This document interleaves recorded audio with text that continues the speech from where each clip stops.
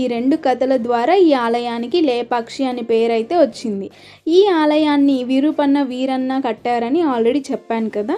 ఈ వేలాడే స్తంభం ఎందుకు నిర్మించారంటే, ఏ కారణం చేతనైనా మండపం కూలిపోయే పరిస్థితి వస్తే, అంటే భూకంపం కానీ ప్రకృతి వైపరీత్యాల వల్ల కలిగే ముప్పుకు స్తంభాలు పడిపోకుండా ఆ సమయంలో ఈ వేలాడే స్తంభం కిందకి ఆని ఏ ఒక్క స్తంభం పడిపోకుండా చేస్తుందంట. ఇక్కడికి వచ్చిన వారందరూ ఈ అద్భుతాన్ని చూసి వారు కూడా స్తంభాన్ని పరీక్షిస్తూ ఉంటారంట. ఈ ఆలయంలో ఇంకొక అద్భుతం మనకి ఆల్రెడీ తెలుసు కదా, ఏకశిలతో నిర్మించిన నాగలింగం గురించి ఇప్పుడు తెలుసుకుందాం.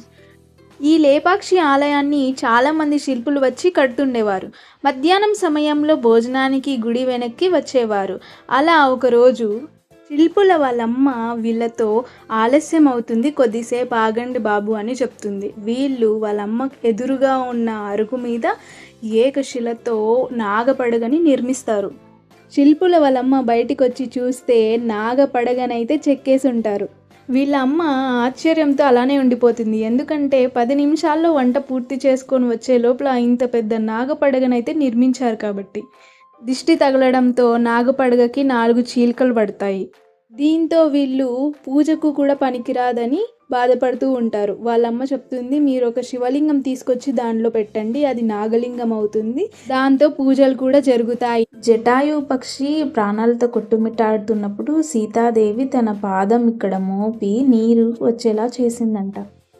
భారతదేశంలోనే అతిపెద్ద నందిగా పేరు పొందిన నంది మన లేపాక్షిలో ఉంది. ఈ నందిని ఏకశిలతో నిర్మించడం జరిగింది.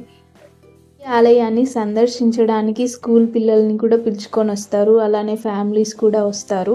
అన్ని ఫెసిలిటీస్ ఈ ఆలయంలో ఉన్నాయి కాబట్టి ఫ్యామిలీస్తో వచ్చి ఈవినింగ్ వరకు స్పెండ్ చేసి కూడా వెళ్తారు. ఇంకా స్టోరీ ఎండింగ్కి అయితే వచ్చేసాము. ఇది దీని వెనుకనున్న రాయల్ స్టోరీ, రియల్ స్టోరీ అనమాట.